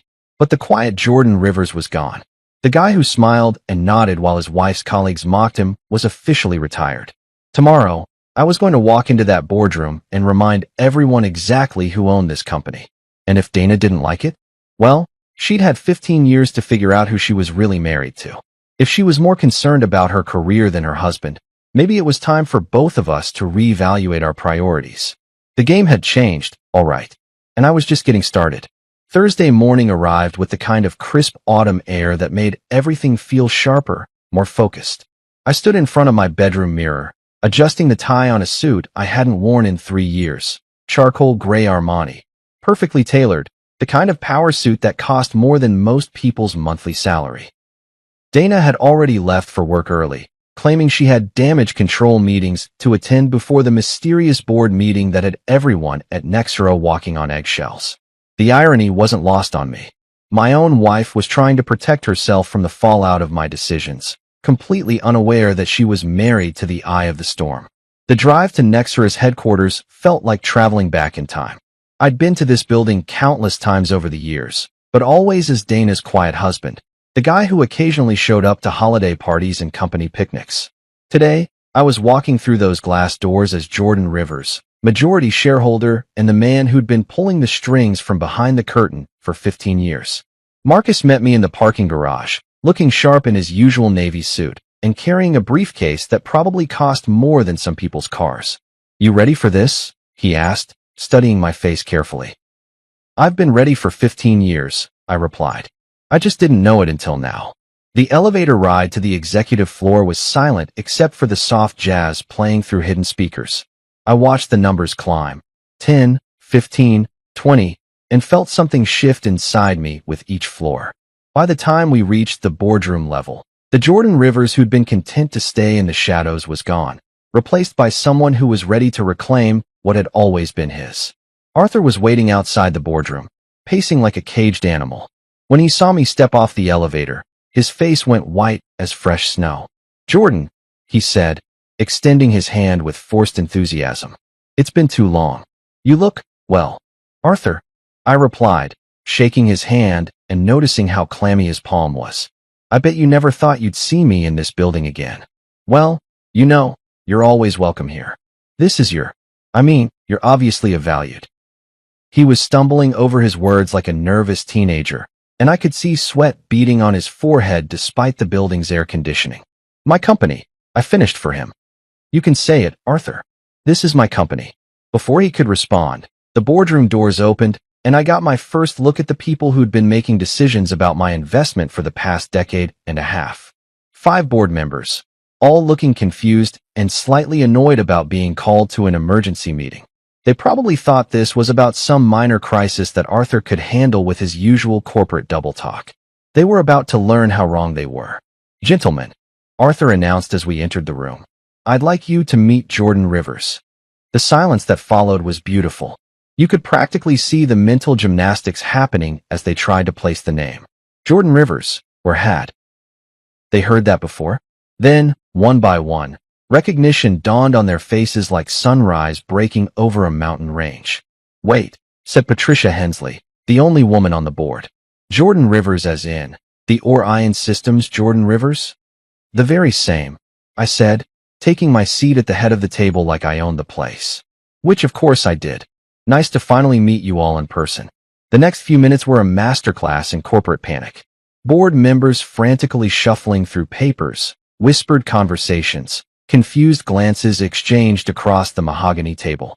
Arthur looked like he wanted to crawl under the conference table and disappear. "I think there's been some confusion," said Robert Chun, the board's treasurer. "Our records show that Orion Systems was acquired through a blind trust arrangement. The beneficial owner's identity has always been confidential." "Not confidential," I corrected. "Just private. There's a difference. Arthur here has known exactly who I am from day one. Haven't you, Arthur?" Arthur cleared his throat and nodded reluctantly. "Yes. Well, Mr. Rivers preferred to maintain his anonymity while the company established its new direction after the merger." 15 years is a long time to establish direction," I said, opening the briefcase Marcus had prepared. "Long enough for some people to forget that actions have consequences." I spread the financial documents across the table like a dealer laying out cards. Executive compensation reports, expense account summaries, the evidence of Travis's nepotistic dealings, and a whole lot more that painted a picture of a company that had lost its way. "This is what I've been paying for," I continued, my voice calm but carrying an edge that made everyone sit up straighter. Executives using corporate credit cards for family vacations, hiring practices that favor friends and relatives over qualified candidates, and a company culture that thinks it's acceptable to mock and belittle people without consequences. Patricia leaned forward, studying the documents. These are serious allegations, Mr. Rivers. If even half of this is accurate, it's all accurate, I assured her. And it's just the tip of the iceberg. You see, when you think the boss is never watching, you tend to get sloppy. You start treating the company like your personal playground instead of a business. Arthur was sweating openly now. Jordan, if there have been some irregularities, I'm sure we can address them through proper channels. The proper channel, I interrupted, is me standing up and taking control of the company I've owned all along. Which brings me to why we're all here today. I pulled out one final document. A formal notice of intent that Marcus had drafted the night before. Effective immediately, I'm exercising my right as majority shareholder to assume direct operational oversight of Nexra Corporation. Arthur, I appreciate your service over the years, but your resignation will be accepted immediately. The room erupted in a chorus of shocked voices, but I held up my hand for silence. I'm not finished. Travis Miller's termination will stand, obviously, but there are going to be other changes as well, starting with a complete overhaul of our executive team and our corporate culture. I stood up and walked to the floor-to-ceiling windows that overlooked the city skyline. Somewhere down there, Dana was probably sitting in her office, completely unaware that her husband had just fired her boss and taken control of the company she'd spent years climbing the ladder at. You see, I said, turning back to face the room. I've spent 15 years watching this company from the shadows. I've seen how you treat people when you think no one important is watching.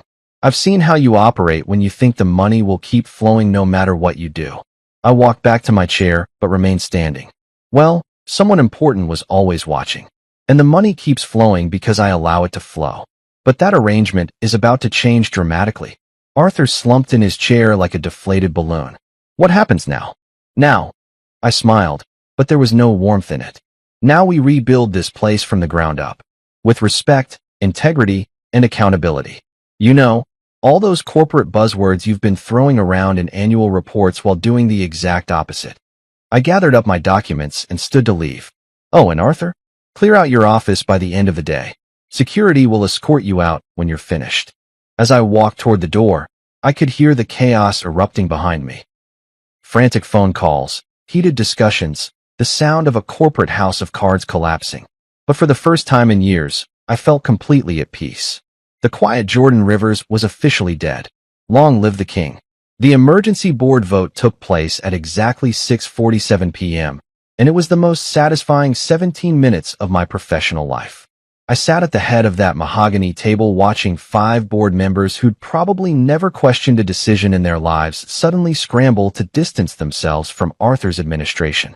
All in favor of accepting Arthur Granger's resignation, effective immediately? I asked, even though we all knew it wasn't really a resignation when you're escorted out by security. 5 hands shot up without hesitation. Even Patricia Hensley, who'd worked with Arthur for over a decade, voted to cut him loose. Corporate loyalty was a beautiful thing until it threatened your own position. Motion carries, I announced. Now, let's talk about restructuring. The next item on my agenda was Travis Miller's permanent termination, which passed unanimously. Apparently, nobody wanted to defend the guy who'd been steering contracts to his cousin's construction company while insulting the actual owner of the firm. Funny how quickly people's perspectives changed when they realized who was really signing the checks. But the real bombshell came when I announced my choice for Arthur's replacement. I'm nominating Margaret Wu for the position of Chief Executive Officer.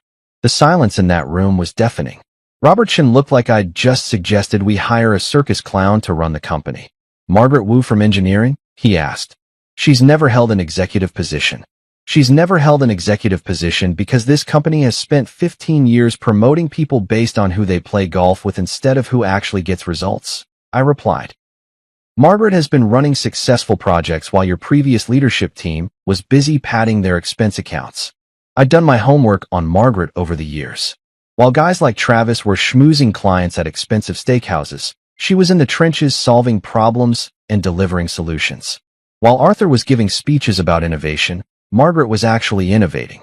She was exactly the kind of leader Nexra needed, and exactly the kind of person the Old Boys Club had been overlooking. With all due respect, Mr. Rivers, Patricia interjected, Promoting someone from engineering to CEO is a significant leap. Perhaps we should consider external candidates. With all due respect, Patricia, I cut her off. I own this company. Margaret Wu gets the job. Another vote, another unanimous result. Amazing how agreeable people became when their paychecks were on the line. By 7:30, Margaret was sitting in the boardroom, looking like someone had just told her she'd won the lottery. Which, in a way, she had. I'd called her up from engineering 20 minutes earlier with a simple message. Margaret, I need you in the boardroom. Now, she'd arrived still wearing her work clothes, khakis and a Nexera polo shirt, looking completely out of place among the suits and ties. But when I explained what was happening, when I told her she was about to become the CEO of a multi-million-dollar corporation, something incredible happened. Her eyes lit up with the kind of fire I hadn't seen in corporate leadership for years. I want you to run this place with respect, I told her as the board members filed out, already making phone calls and planning damage control strategies. Respect for employees, respect for clients, and respect for the fact that this company exists to solve problems, not line pockets. Margaret nodded, tears forming in her eyes. Mr. Rivers, I don't know what to say. I've been watching this place operate for 10 years, seeing all the waste in politics, wishing someone would actually care about doing good work instead of just looking good on paper. Well, now you're in charge of fixing it, I said. Full operational control, my complete backing, and a mandate to clean house however you see fit.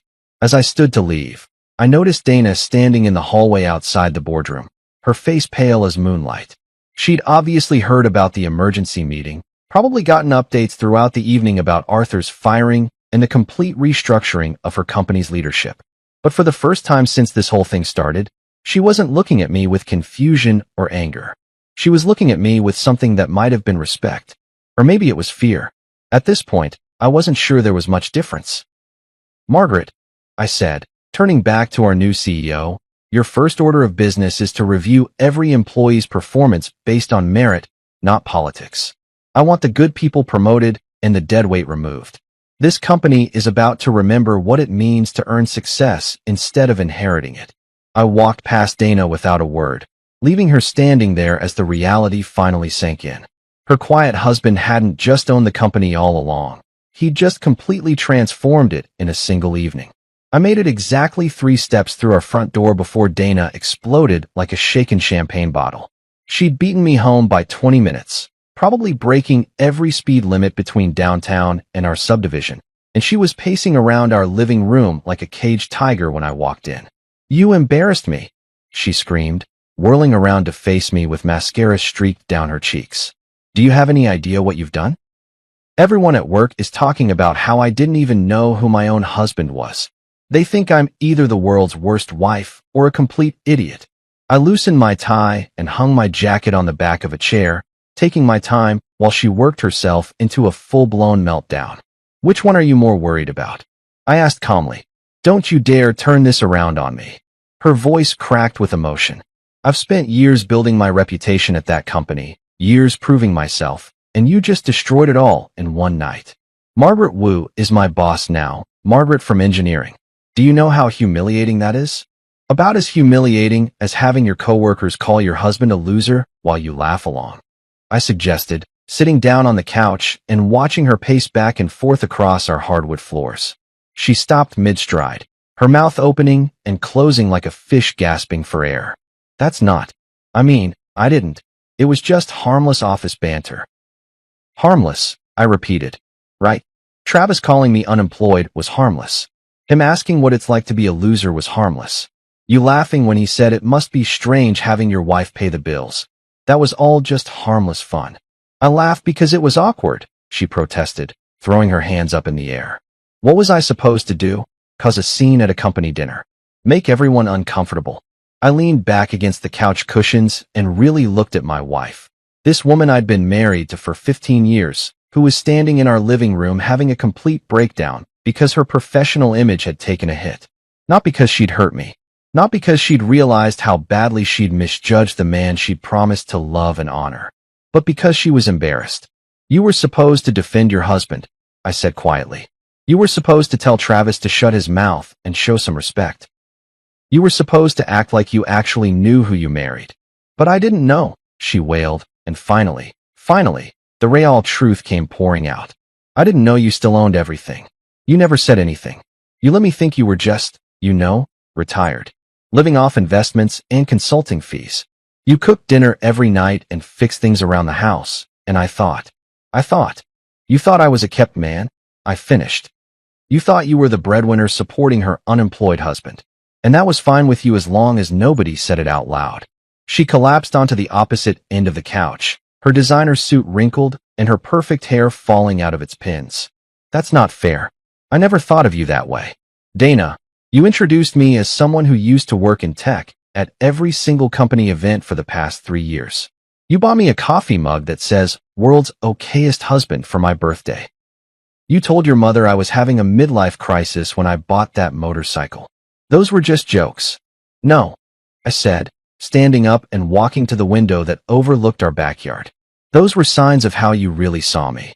And the moment Travis said out loud what you'd been thinking for years, you laughed because it was true. At least, you thought it was true. I could hear her crying behind me, soft hiccuping sobs that might have broken my heart a week ago. But right now, all I felt was tired. Tired of being misunderstood, tired of being underestimated, tired of being married to someone who was more concerned about her corporate reputation than her husband's dignity. I wanted you to love me even if I had nothing, I said, still looking out at the yard where I'd spent countless Saturday afternoons mowing grass while she worked late at the office.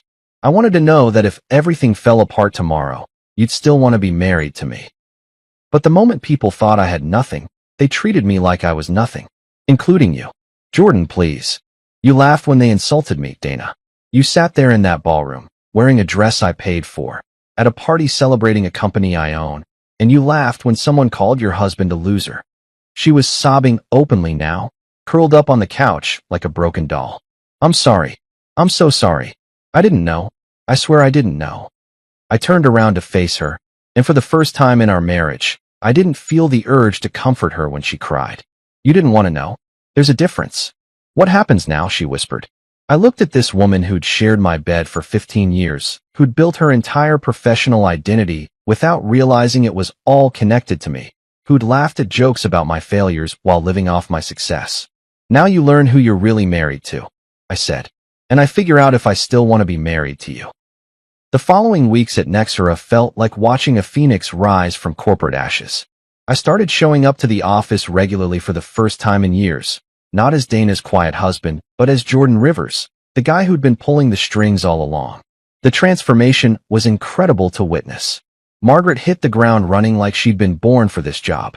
Within her first week, she'd implemented an open-door policy that actually meant something, started weekly all-hands meetings where employees could voice concerns without fear of retaliation, and began reviewing every single contract and vendor relationship with a fine-tooth comb. The toxic culture that had festered under Arthur's leadership started evaporating like morning fog. Mr. Rivers, she said during one of our daily check-ins, I've never seen morale improve this fast. People are actually excited to come to work again. She was right. Walking through the office floors, I could see the difference. Employees were collaborating instead of competing, sharing ideas instead of hoarding information. The cafeteria that had been dead silent for years was suddenly filled with conversation and laughter. Someone had even brought in a decent sound system, and soft jazz played in the background during lunch hours. Travis's lawsuit fizzled out exactly as Marcus had predicted. When faced with the mountain of evidence we'd compiled about his nepotistic schemes and contract manipulation, his lawyers advised him to settle quietly and disappear. He took a job with some mid-tier firm in Phoenix, probably telling everyone who'd listen about how he'd been railroaded by corporate politics. Meanwhile, Dana took a leave of absence. I need time to process everything, she told me one morning over coffee, her voice hollow and distant. I need to figure out who I am if I'm not climbing the corporate ladder at Nexera. I didn't argue with her decision. Honestly, it was probably for the best. Having her around the office would have been awkward for everyone involved, especially since half the employees knew she was married to the owner and the other half were still trying to figure out how they'd missed such a massive piece of information. But the real game changer was the foundation I established. The Jordan Rivers Foundation for Engineering Education, designed to provide scholarships and mentorship for underprivileged kids who wanted to pursue careers in technology. For years, I'd been writing checks to various charities, quiet donations that nobody knew about. Now I was putting my name and my story behind something that mattered. The first scholarship reception was held in Nexra's main conference room, the same space where I'd fired Arthur just months earlier. 25 kids from inner-city schools, their parents, teachers, and mentors, all gathered to celebrate possibilities. These weren't rich kids with connections and safety nets. These were hungry, brilliant young people who just needed someone to believe in them. I used to hide in the shadows, writing checks and staying anonymous. Now I showed up, shook hands, listened to stories, and showed these kids that respect and hard work could actually lead somewhere meaningful. The sweetest revenge wasn't punishment. It was building something better than what came before. 3 months later, I found myself back in the same Hilton ballroom where this whole journey had started, but everything was different now. The corporate awards night that Margaret had organized felt like stepping into an alternate universe, one where respect actually meant something and success was measured by impact rather than politics.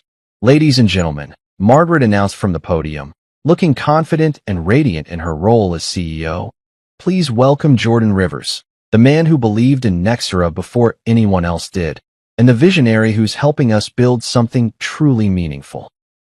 The applause that filled the room was genuine, warm, and completely different from the mocking laughter that had echoed in this same space just a few months ago.